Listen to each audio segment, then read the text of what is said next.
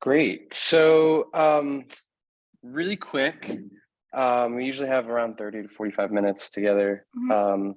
Why don't you tell me a little bit about yourself, how you sort of found the portfolio review that I do, and what you are trying to kind of improve or work on, and anything like that. Yeah, so I follow you on TikTok. Cool. That's where I Awesome. saw your portfolio review.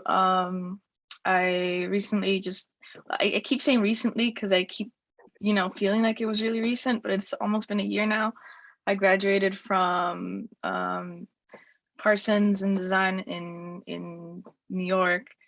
I study strategic design and management, which is basically just the strategy of design. I kind of fell in love with using the both my analytical skills and design skills. I really love doing that, and so I graduated into that.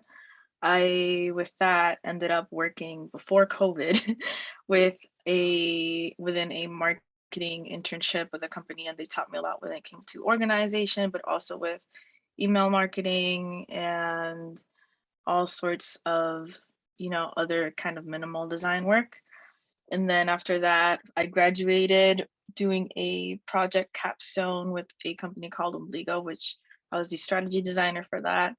And I really loved it. And ever since then, I have been kind of doing freelance work. And I think that's pretty much on my background. I wanted to do the portfolio review first off because I want to do kind of and titty it up a bit.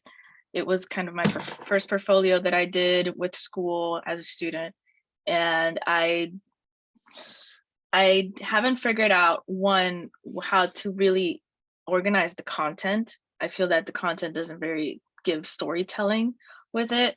Um, I also struggle with kind of showing my personality through the portfolio between that and also kind of keeping it professional. I do want to get work with it, but I also kind of want my own personality to come through with it. I feel that ever since I've been applying for work, um, I haven't really been able to get any like professional full-time work. Mostly to my idea, it's because I don't really stand out between other candidates. And so I hope to, after this, get a bit more details into how I can do that through my portfolio. Awesome. Okay, great. Let me just grab my water really quickly. Yeah. And so through that, with that said, I will be making sure that we'll kind of approach the portfolio review of like how we could update it visually, um, to to better show that personality that you're talking about. And we'll also figure out how to like better organize some of the content, some of the projects I just looked through really quickly. And yeah, we'll go from there. So you've been freelancing now on the side? Yeah, for about a few months now. Okay, Um, cool. I have some new projects to input into it, but I haven't really put it into the portfolio. So, so Gotcha. it's kind of like older projects, bigger projects that I did for school. Totally. Okay, so let's start with your homepage. The one thing that I thought was really cool immediately was how Mhm. you wrote Ashley. Is it then or then? Yes, then. Then. Yeah, So like I then really like after. that. And I was like, as soon as I saw that, I was looking for more of that kind of handwritten, touch to some of like the rest of the portfolio. Um, what kind of work do you like to do? Let's talk about that. I really like, I want to go into user research. I have this project that I'm probably going to try to include into the next iteration of my portfolio, which was a project about community and kind of the digital divide when it comes to professional work with communities like, I'm POC. I'm a person of color. I come from a Dominican family, and so I ended up doing a lot of research into that and how there's communities that are kind of separated because of the digital space. And so I kind of want to go into research side of UX, but I also kind of really love and am interested in using and getting into UX as well and strategy. But mostly I want to go into anything that is strategy and research way. Okay, cool. You see, something else that I want to just put out, like I coded the little like bubbles going like everywhere, and I feel like it would be kind of, as much as it is very separate from everything that I kind of want to go into, I think it's still kind of cool to just have something implement into that. Like say Sure, it yeah. like, oh hey, like I made that thing. Totally. Okay, so you want to be focused more on like the research side and the strategy, Yeah. and in like an ideal world, or like kind of like what you imagine is that you would then sort of hand that work that you've done off to say like a designer, or like another team to kind of take that and really bring it to life, or are you trying to do both? I'm trying to do both, but I know that I do not have a lot of work experience right now. And Yeah. so if it comes to like being a role that says like, oh, can you do one or the other, I would probably choose the latter of that one. Of the research or the Yeah, visual side? Okay, the so research. do you want to like, do you want to be able to do both, like in your perfect role, or would you prefer? Yes. Okay, cool. All right. So immediately, because I was actually, now that you kind of like spoke a little bit about the bubbles, um, a few things that come to mind. I mentioned that I think it would be really cool to incorporate more of this like hand written sort of aspect. It's not something you see a lot. And if you want to keep this bubbles thing, which does it like interact with your mouse, or is it just kind of like constantly? It just kind of does it constantly right now. So I think something that would be really cool is having this as like your whole background, right? Like make this full width. I would actually maybe think about, um, go through like a little branding exercise of yourself. And, clearly you like the color blue, which I think is Yeah. great. I love this shade of blue, and I would, really start to figure out how to use more of that, because right now you have a lot of negative space on your page. You have a lot of white. You've sort of put this element here, and unfortunately, like it's just sitting there on the right. So when someone like, who doesn't know you, doesn't know that you built that, sees it, it's kind of a little bit confusing, and it doesn't really tell anything about what you do, or what kind of work you do. It just seems like something that you sort of dropped in, which, it just sort of like unconsciously happens, right? You spent all this time on this and you're really proud of it. So let's like use it in a way that I think would be a little bit more impactful, and let's make it sort of like the whole header of your website. I would think about color scheme as well. Again, going through this idea of like, doing a little branding exercise for yourself, like, you know, are the circles always blue, or are the circles like a color that complements the blue? Because if you're going to use this sort of handwritten stuff, does that stay blue, and then are these like different shades or something like that? Because I think it would be really cool if you had those circles like bouncing around, um, in the background, and then you had your text kind of just centered in the middle. Like Ashley Then. Right in the middle, and then below, instead of this little blurb that you have, I'm a recent graduate from Parsons Design, looking to using my design knowledge to brainstorm memorable experiences. I would take this out and I would write something more akin to you partnering with you pairing your experience with research and strategy design, and then using that to develop beautiful visuals or something like that. You want to mention upfront that you do research, and that's like a main focus, and that you're able to then take those findings and that work and then also design around it. So you could talk a little bit about process. You could talk a little bit about just those two, having those two skill sets and being able to use those. I think you could write something along the lines of, I don't know what you would, I guess you would just say you're a designer that believes in developing strong strategy, before moving to visuals, something along those lines, right? Like, Yeah. I'm not going to wordsmith it right now, but again, you want to make sure you mention research and design up front. And don't be afraid to play around with type and making it, very apparent, very clear in that. I don't think you need the hi, my name is, I know that's a lot of a thing that we all default to, right? I feel like we have to introduce ourselves. I, for one, don't necessarily agree with that, but it's something, everyone has their own personal take on it. And then also, as we get down to work, I would also think about how you want to show these, right? So they're all same size, same kind of card. And what happens is there's no like variety. What I would potentially do is like, I'll just pull up my website really quickly. I always love to see big images. I love to be able to see that's what's going to draw you in, and then including the details about it below or something like that. But as people are scrolling on this page, you're kind of guiding their eye a bit, right? Hey, this is like the #1 project on my page. I've made it the biggest, and I want you to click this one first, right? Then these are 2 recent projects, they're smaller, but you can click those after. And then this was another big project, again, like I'm giving it sort of that layout and that organization in a way where I'm sort of guiding whoever's visiting my website to click on these things in somewhat of an order or some sort of at least reason behind it. Mm-hmm. And I think you could do the same thing.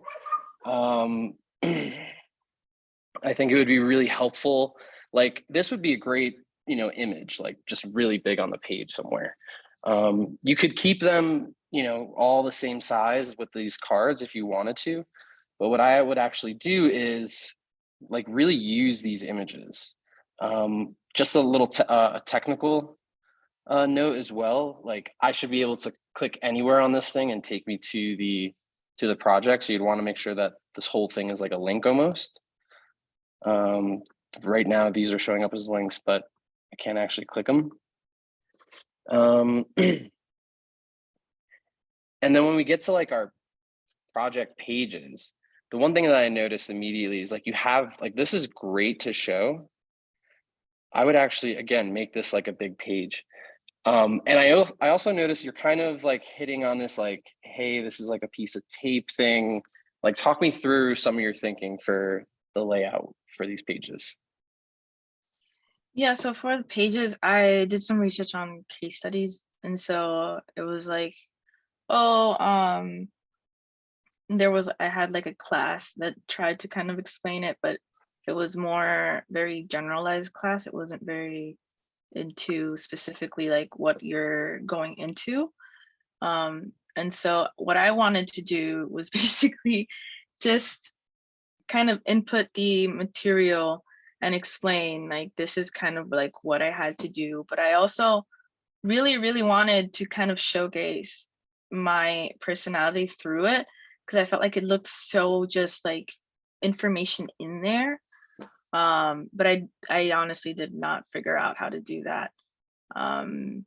Yeah, because initially what I wanted to do, I had way too many design ideas for the portfolio. I was way too excited that first time.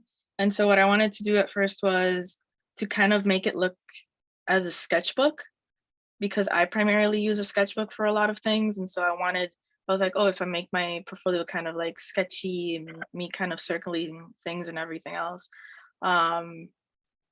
would be really cool.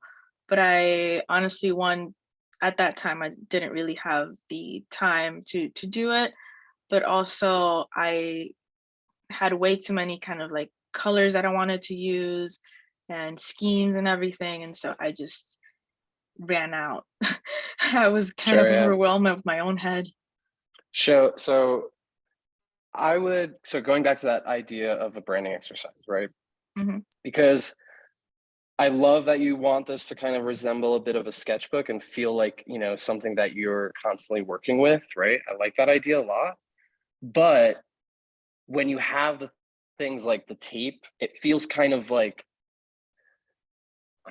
kitschy, kind of meta, you know. It's like we're in a web browser and we know like that's tape, you know, that's Yeah. an image of tape, right?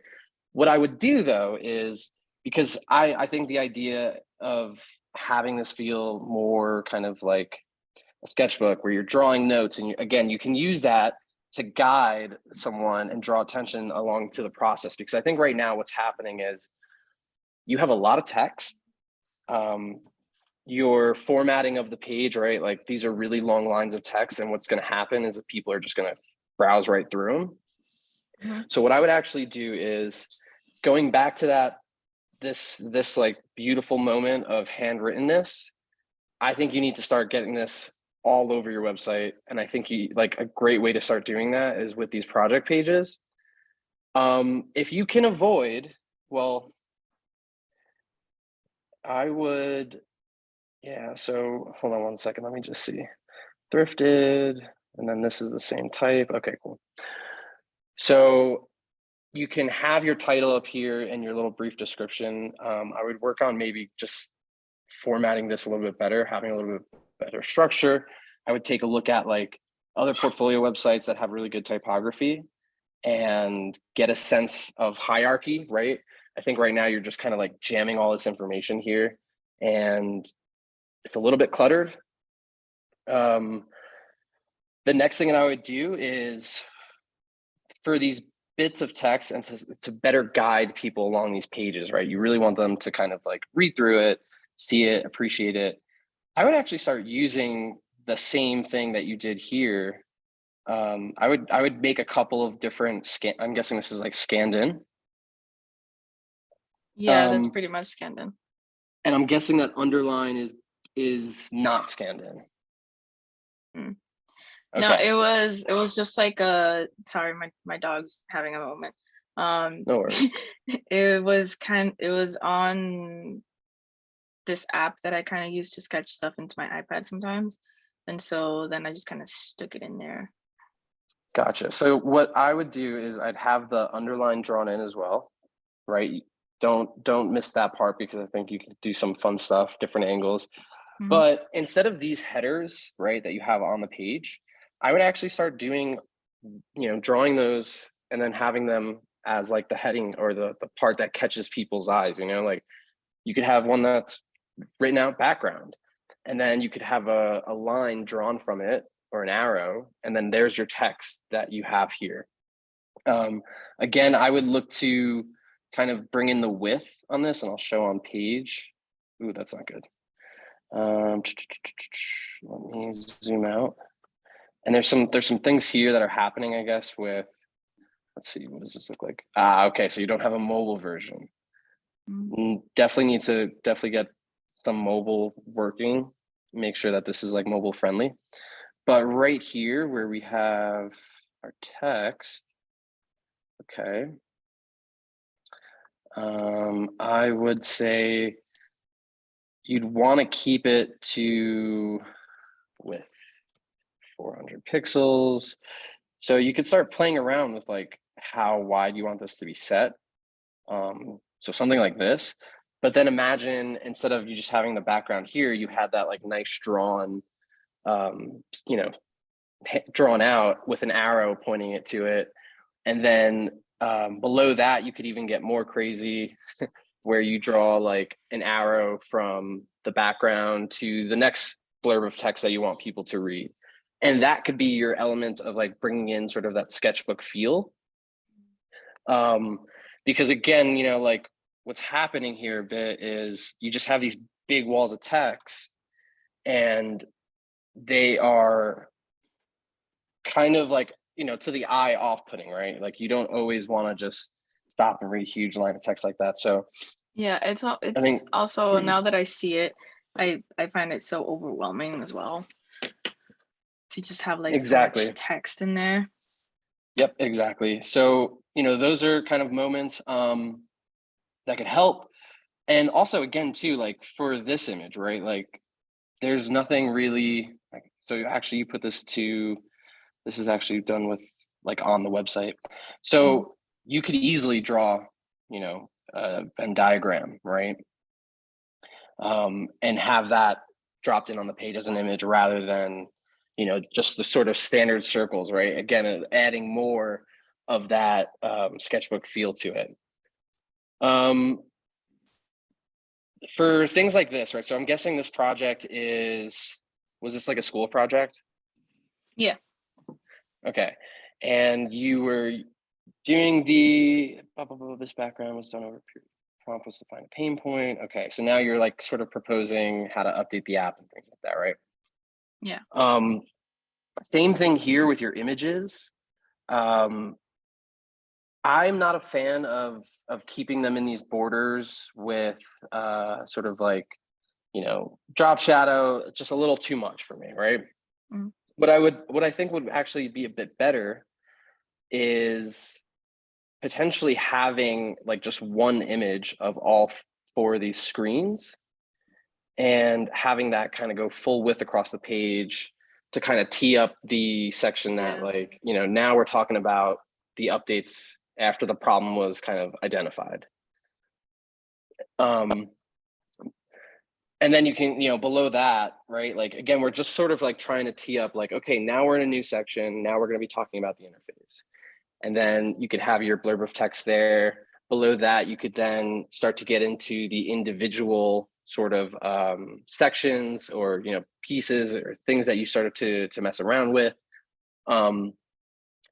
This video, I would make sure is on like autoplay because at first you don't really know what I should like. I didn't know it was a video until I, Yeah. hold on. Let's see. Yeah, that play button kind of just looks like it's sitting there, and you're like, it could be easily mistaken as an image.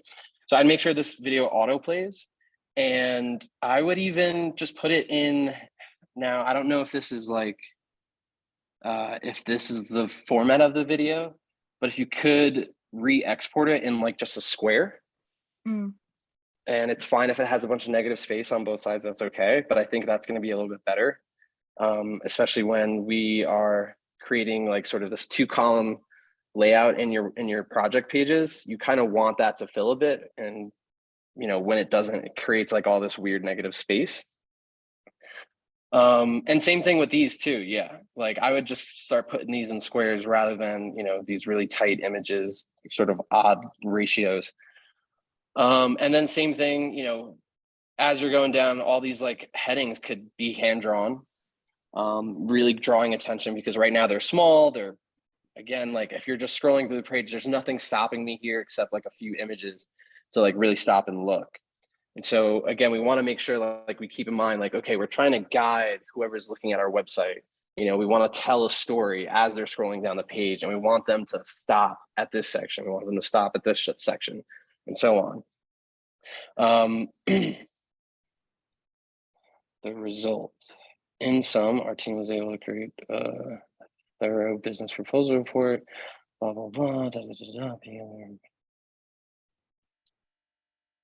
I would actually, I would figure out how to start your projects a little bit better. Because I think some of this stuff could actually be used at the top, right? Like I mostly enjoyed creating the app and deciphering solutions for users' pain points, being able to interview potential users, create an atmosphere. And then what do you have up here? This project was done over a period. The problem was to find a pain point. Online shoppers buying and consuming items because of See, that is the stuff that I honestly didn't figure. As much as I researched with other case studies and other portfolios, I wasn't really understanding with like, it all kind of seemed to me, oh, okay, so problem, what you did, and then the solution. And my thing was just, what do I actually input into these things that isn't just the full description of the project, Mhm. Yeah. I mean, again, like you have the sort of the nice skill of like being more research oriented, or at least having that sort of back your design decisions. And so you want to be able to expose all of that. You want to be able to surface all that information and all that thought that goes into your projects, right? And I think like part of that is more warranted at the top. So some of this stuff, like, I wouldn't say I mostly enjoyed it. You would say, like, I enjoyed creating the app mockup and deciphering solutions for the user's pain points. Being able to interview potential users, create an atmosphere of collaboration with results. Appreciated the process of devising the financial outlook statements, as difficult as they were to assemble. I was comprehend what it make decisions between costs and design. All these components were based on communication with second-hand app users. Yeah, so I almost think some of this stuff should be at the top, right? Like, a good case study in my eyes is background of the project, the problems identified along the way, the proposed solutions, and then what your result should be is almost like more analytical numbers. I think in times is like a really good way. So, you know, this stuff that you were able to, like, you know, interview users, propose like a financial statement, and really worked with the business on that. That's like all really valuable stuff, right? Because it's not like just design and like no consideration for actually like what's usable by a company, you know, when it comes down to brass tacks, like numbers. So I think that's all stuff that should be at the front, right? Like, yeah, you know, thrifted, we worked with this company to figure out like what like ways to update the app, whatever it may be.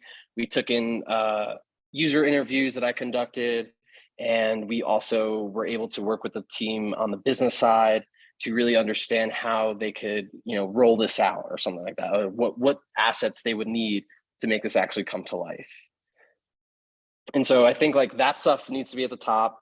And then by the time they get down to here, excuse me, it's like the you know, sort of like the really simple numbers, the really simple like takeaways of like, yeah, this app improved, we improved this conversion or whatever it may be. This would alleviate shoppers from doing this and improve conversion rate, whatever, blah, blah, blah, things like that. Does that make sense? Or did I just speak a bunch of gibberish? No, it makes sense because it was mostly, I honestly just didn't know what information to keep in portfolio and to not have placed in it. And so it makes sense that that would also be, because there was so much in all of these projects that I had to do. And I feel like it doesn't really show like like I did. But when it comes to the actual case studies of them, like the, you know, the project presentations and everything and the paperwork, it's there. I just don't know how to put it in there, but that makes sense to put it at the to put like the numbers wise and the analytical part at the bottom. Sure, yeah. And to make, again, like, I would think of it like your case study should be sort of like the guide to if you were telling someone all about all the work you did in person, right? And so, you know, if you ever go to an interview and they pull up your website and they click on projects and they're just like, okay, tell me about this project, right? You want to have these sections that you can stop and talk about. You don't want to like be scrolling and referencing it the whole time. You want to have like sections that you can just kind of hang on, tell them like the, you know, the introduction of that section, and then have your little bits and pieces that you can kind of reference as you're talking through it. And so, you know, I'm looking at this like item card design, right? This probably has a lot more content behind it than what you're doing, right? Like already in that first section, you mentioned that like you referenced, you basically took in, you analyzed the market of other thrifting apps and what they're doing successfully. Great. I want to see an image of that. I want to see all the apps that you kind of said that this is a good app and they're doing really good stuff. I want to see all of those players and I want to see an image of that, right? Because again, like that is going to be the, you know, the kind of like the introduction to your design or some of your design decisions a bit. Drop down descriptions was placed. A drop down description was placed to speed search flow and time after discovering how most people do not read item descriptions. Gotcha. Okay. So then recently answered or separate recently answered drop-down section was added for sellers to group common questions. Gotcha. Okay. So again, like this probably could have two more images speaking specifically to this like card, right? Like we notice that descriptions are usually taking up a lot of a lot of space on the page, and we want to be able to allow users the option to learn more about the product rather than just giving it to them right away, right? Because we also have other information below that that they might find more valuable than just the description of the product, right? And so like I'd want to have either like a comparison of like the other thing I think also, which I just hit me, is this a real app? No. Okay. Because I was gonna say like you should have the before and after of the app, but this is basically all on your own, so that's cool. Yeah. You should, then take a couple of screenshots of like other thrifting apps, right? Depop, whatever, and like pick apart their pages, like, oh, we don't really like this because their description is like so long or whatever. And that's why that informed our decision to do this instead, or whatever it Well, may you be. saying that now I think about like having the images that say of the item card of Depop, and another one that we use was Poshmark, and have Sure. it kind of with the sketching wise thing, kind of like picking them apart as if, the same way that I kind of did in my own sketchbook when I was doing that. Exactly. Yeah. Yeah. I mean, that process, and you could just like take the screenshots, drop them into like Procreate in like a 1920 by 1080, image format, and just start writing on them, and then export that image and drop it in here, and you should do it with like as many screens, and you could do it for all of these parts, right? Like, you know, anything that you saw as like an opportunity to change within this new app that you made, you should have the thing that kind of an image of what informed that decision.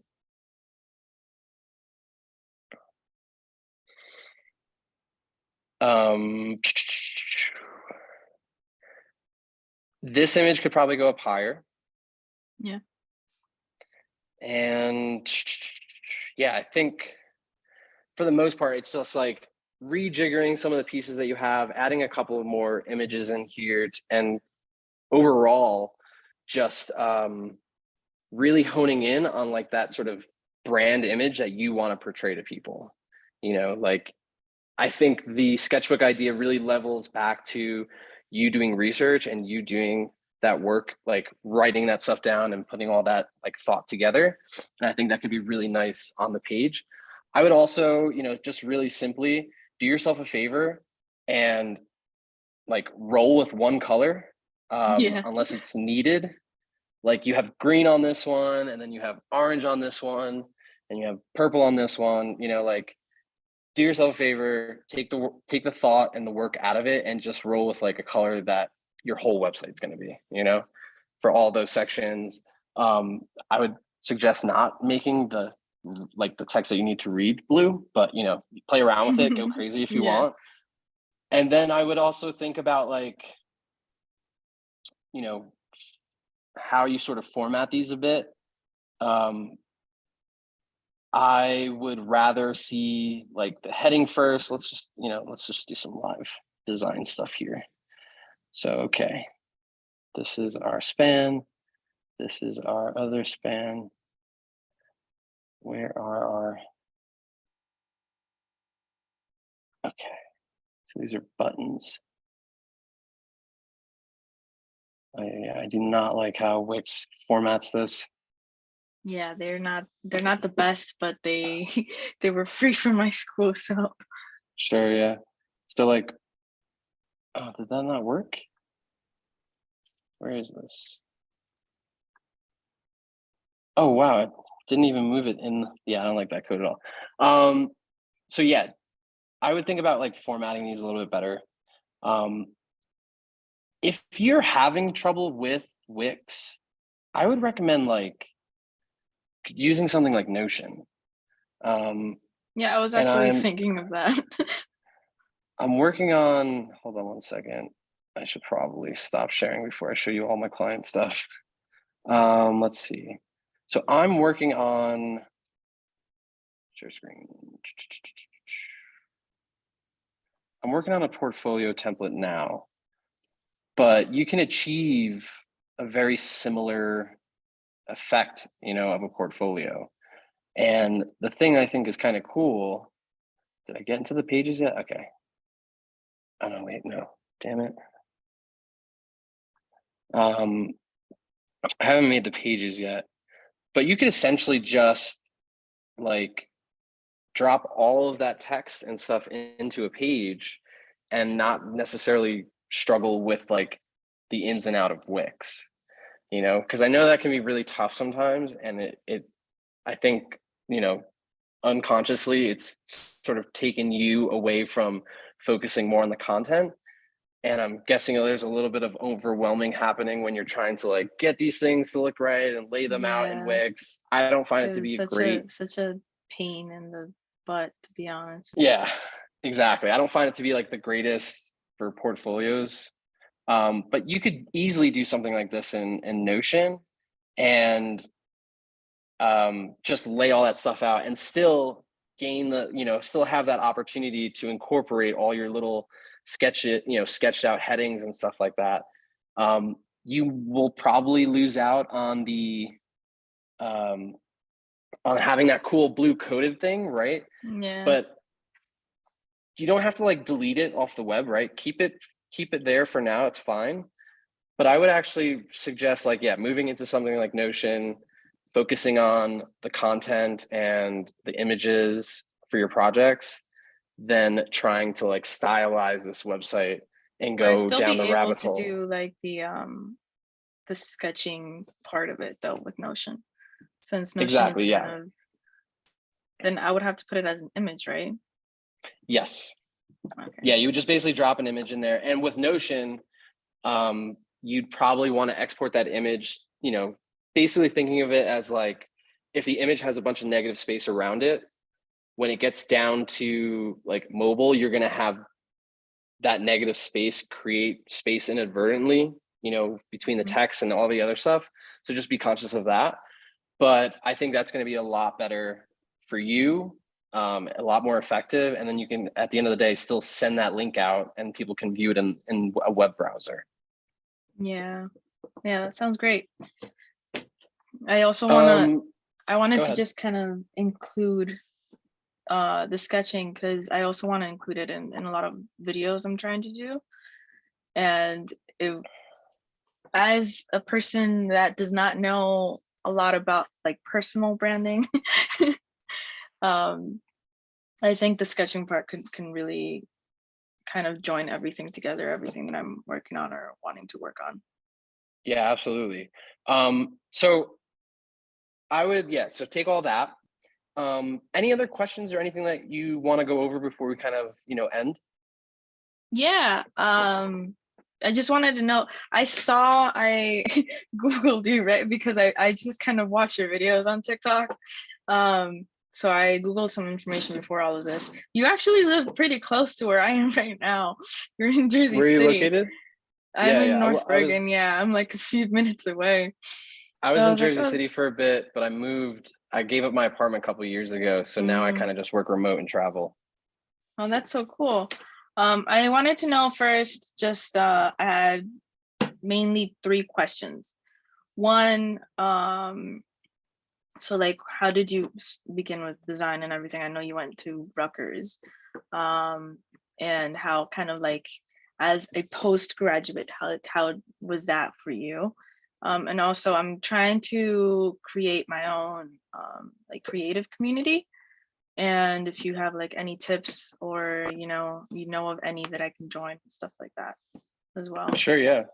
So I started off, when I was younger, just like drawing and painting and Mhm. stuff. And all through high school, I was a painter.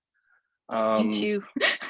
I went to community college and basically just took painting classes and whatever my like required classes were. I took a few like photography classes here and there. But my very last class before I was graduating from community was like a 2D visual like layout class, and which basically turned my eye into, you know, towards design, because it was like messing with using color, messing with imagery, and laying those out in a way that kind of created these dynamic compositions. And that was like my introduction to design. And so when I graduated, I had nothing but a portfolio of like paintings and weird photographs and things like that that I submitted to Rutgers. I got in, luckily, which was nice. And I started in the design program there. It was really great. It was really kind of like a build your own sort of program. But that's when I started to like fall in love with like typography and just becoming a complete font nerd, and, you know, learning all about that stuff. And so I went through that program like in 3 years or something like that. And then right out of school, well, leading up to graduating, I had taken internships like every semester, and that really helped me. And I think a lot of people overlook that. Doing that while you're in school is the best way to like kind of, you know, deal with that complaint that everyone has of like junior designer position, 3 to 5 years experience, or 1 to 3 years of experience, you know, and you're like, you just graduated. So like, you're like, I don't have that experience. But doing internships through school is that experience that people are looking for. And so I did a bunch of those. And luckily after school, I had chatted with a recruiter, which was a whole new world. I didn't even know that was a thing. And they got me a job 2 weeks out of school. And so it was like a short term, it was like a 6-month contract with a company. It was Yahoo at the time, which was pretty big, but you know, they're non-existent now. And that sort of started me out with getting experience, you know, working jobs and stuff like that. And I sort of learned, that's like when I really learned about the industry, and how like, you know, 6-month contracts is not like an abnormal thing. Like a lot of companies operate like that. And then that led me to a bunch of other jobs. After that contract, I actually went back to work as a designer at a marketing team that I interned with over the summer. Took that job for a bit, and then after that led me to another job through a friend's sister who they were hiring, and I got that job.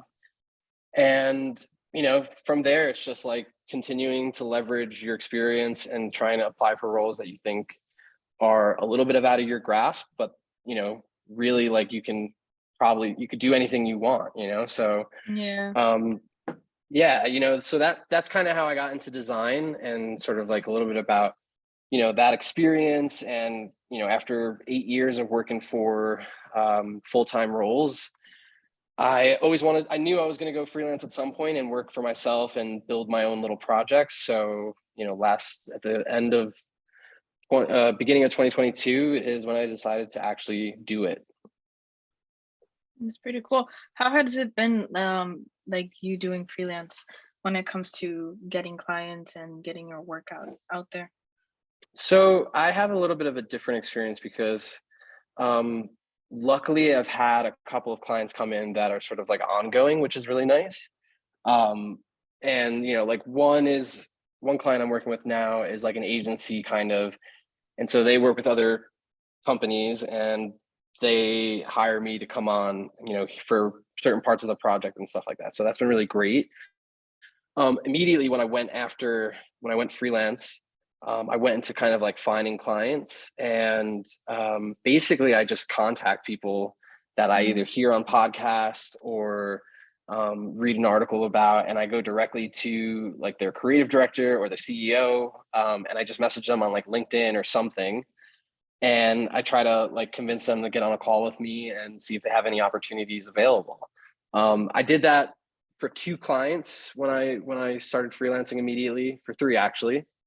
And you know, it's always worked out for me.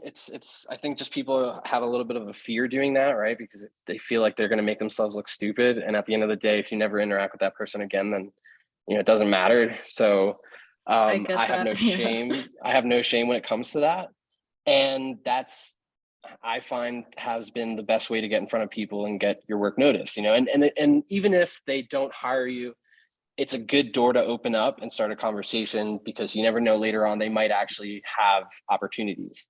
But for now, between the couple of clients that I have currently, I'm not actively looking for work like that. I'm trying to build a few different projects of my own that will hopefully turn into something one day. But yeah, I kind of have taken a little bit of time to myself to work on that stuff. And this is all a result of like saving money up for a while now, giving myself enough like runway to do that.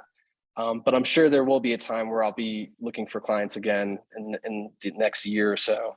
And I'll be doing the same exact thing that I just mentioned. Where have you traveled since then? Yeah. I was just in Spain. I'm currently in Montana with some friends. I went to South America, did Colombia, did Costa Rica, Mexico. And then in April, I'm going to Thailand. So that will be fun. And that'll start a nice long year of traveling around the world and seeing different places while I work. That's really cool. You should go to Dominican Republic. I've heard. I'm gonna come back. I'm gonna try to knock out that side of the world first and then come back over, because I've been practicing my Spanish, so I want to make sure I don't lose it again. The thing is, you should know that practicing one Spanish isn't the same as knowing I know. all of them. I know. Yeah, Dominican Especially accent if you're is practicing like Spanish from Spain, that's very different from all the other ones. The Dominican accent is definitely very funny, because they just sound like, it just sounds like they're eating their words all the time. Yeah, we talk way too fast. That's the thing. But yeah. And for your question about communities, it would be sorry, I'm like totally skying. It's fine. So I actually have a Slack group that I kind of like, tell people to come and join. I can send you the link. And there's a bunch of designers in there, creatives. But in terms of like other digital communities, or if you want to start your own, I mean, unfortunately, I think like my best advice is, start a social media account and share it with people and tell them to join. When I started it, I started it as a part of my a podcast that I did a while ago. And I was like, hey, I can, if you want to, at the end of every episode or something like that, I would say, if you're a designer and you want to join, I'd call it out or something like that, share it. But yeah, that's usually that's my advice about like starting a community. You just kind of got to it's all about getting the word out and passing it along to your friends and things like that. And, there's no real way around it or quick and easy way. You have to just get people to know about it for them to join. There's so many social media applications, and I feel like even though there's so many, you never really find the right one to connect with people or like to keep in touch with like the people that you already have around. It's such a headache sometimes. Sure. Yeah. And that's kind of the reason why too I started the group. Was it was really important for me, especially freelancing, to have people that like also share the same problems, because I have obviously I have some friends, but they're in different parts of, they work in different jobs, and it's not always the same. Being able to share, you just don't have those similarities or those overlaps where you can kind of like, level with each other and stuff like that. So that's kind of the reason why I started it. And I'll go ahead. I'll drop the link in our chat. 1 second. Copy invite link. So here, it's in the Zoom chat. You can just click on it and it'll bring you into Slack if you want to join. But yeah, that's pretty much background and some of the things that I'm doing. Any other questions or anything like that you want to ask before we hop off? Not that I can come up with right now. Gotcha. Well, you have my email. If you have any other questions, feel free to shoot me an email. You will probably get you'll get an email after this review with like a little feedback. It's like 3 questions. Yeah. If you don't mind filling that out, that would be a huge help. And yeah, keep me posted on the portfolio, and keep in touch. And I will. Can you If send you me have the any, recording of everything? yes, absolutely, yeah, I will do that. And I'll be sharing this like portfolio Notion template that I'm putting together soon. So if you have any trouble with that, feel free to use that instead. Thank you. Alrighty, Ashley, It was nice to nice meet you. meeting you Have a and good stuff. Yeah. day, and yeah, keep in touch. All right. All right. See you. Have a good one. Bye bye.